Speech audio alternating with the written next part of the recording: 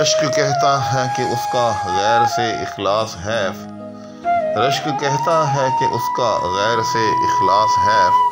अक्ल कहती है कि वो बेमिहर किसका आशना। अस्सलाम वालेकुम नाज़रीन, आज मिर्ज़ा गालिब की एक नई गज़ल का आगाज़ करते हैं और इस वक्त मैंने आपके सामने उसका मसला जो है वो पढ़ा है, तो आए बिला ताख़ीर जो है इसकी तशरीह करते हैं। लेकिन उससे पहले एक हमेशा की तरह आपके से एक दरख्वास्त है, अगर कोई साहब मेरे चैनल पर मौजूद भी हैं और अभी तक चैनल को सब्सक्राइब नहीं किया तो प्लीज़ वो चैनल को सब्सक्राइब कर दें, इससे थोड़ी सी चैनल की रीच जो है वो बढ़ जाएगी। जज़ाकुमुल्लाह।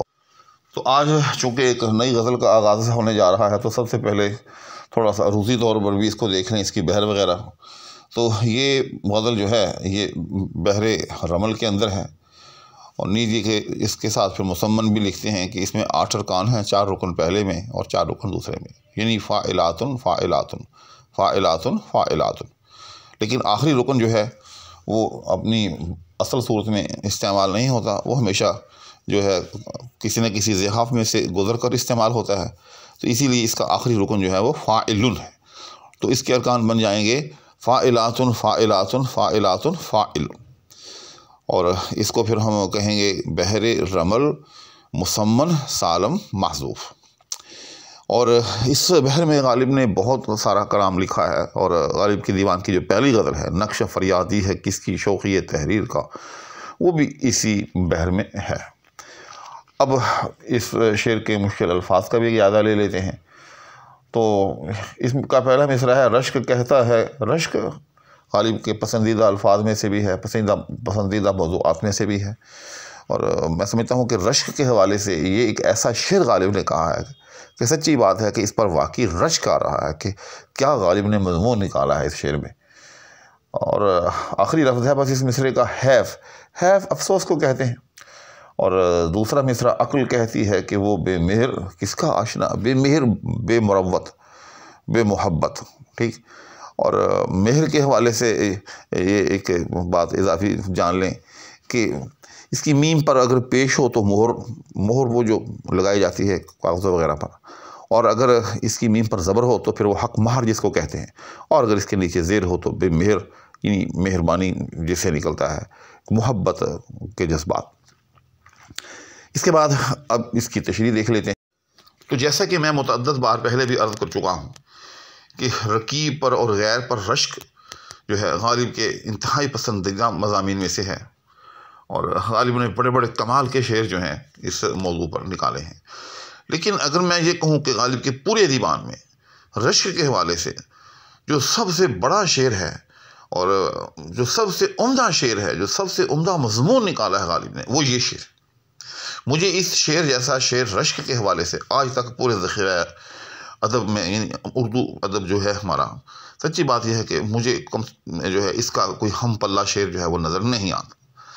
तो आप भी इसको ज़रा सुने समझें और सर धुनें। गालिब कहता है कि रश्क कहता है कि उसका गैर से इखलास है, यानी मैंने महबूब को देखा, किसके साथ देखा, गैर के साथ देखा, गैर से बातें करते हुए देखा, गैर से मिलते हुए देखा, गैर के साथ उठते बैठते हुए देखा, तो मैं रश्क के मारे जल भुन गया। हाय हाय, मुझे तो किसी किस्म की भी इस किस्म की सहूलत मुयस्सर नहीं। मेरे साथ तो वो मुनाफ़िक़त से काम लेता है, मेरे साथ तो अगर वो बोलता भी है बैठता भी है तो सिर्फ़ और सिर्फ एक ज़ाहिरी दिखावे के लिए, लेकिन गैर के साथ तो बहुत जो है इखलास के साथ वो मिलता है, बोलता है, उठता है, बैठता है। तो गैर पर उसकी जो है इंतहाई जो है वो नवादशात है। रश्क कहता है कि उसका गैर से इखलास है। तो अब मेरा रश्क का जो जज्बा है, जो मेरा जलापे का जज्बा है, तो वो काफ़ी अफसोस मलता है कि हाय हाय, गैर के साथ किस इखलास के साथ उसके ताल्लुकात हैं, जबकि मेरे साथ महज जो है वो सरसरी हैं, दिखावे के लिए हैं, मबनी पर मुनाफ़िक़त है। लेकिन उसी लम्हे गालिब कहता है कि अक्ल कहती है कि वो बेमिहर किसका आशना। गालिब कहता है कि दूसरे ही लम्हे जो मेरी अक्ल है, जो मेरी खिरद है, जो लॉजिक है, वो मुझे कहती है कि वो बेमिहर किसका आशना। ये लफ्ज़ बेमिहर के ऊपर सारा जोर है कि उसकी तो सरिश्त में उसकी तो तबीयत में, उसकी तो जबिल्लत में मेहर वफा नाम की कोई चीज़ है ही नहीं।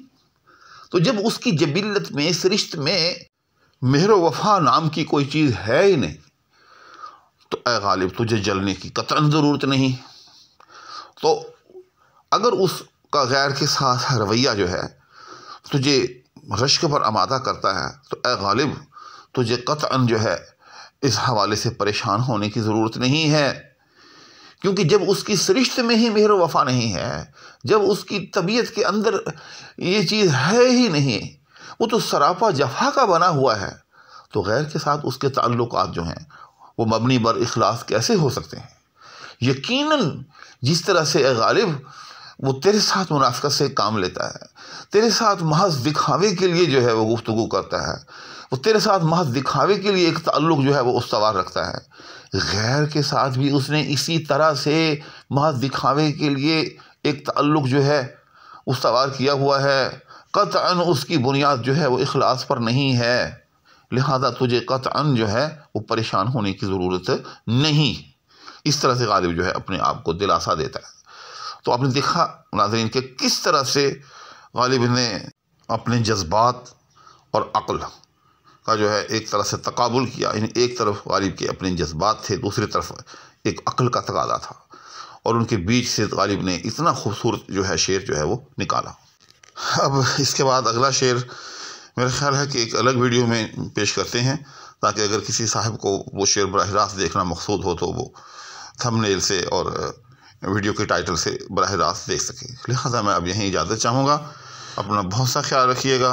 अल्लाह हाफिज़।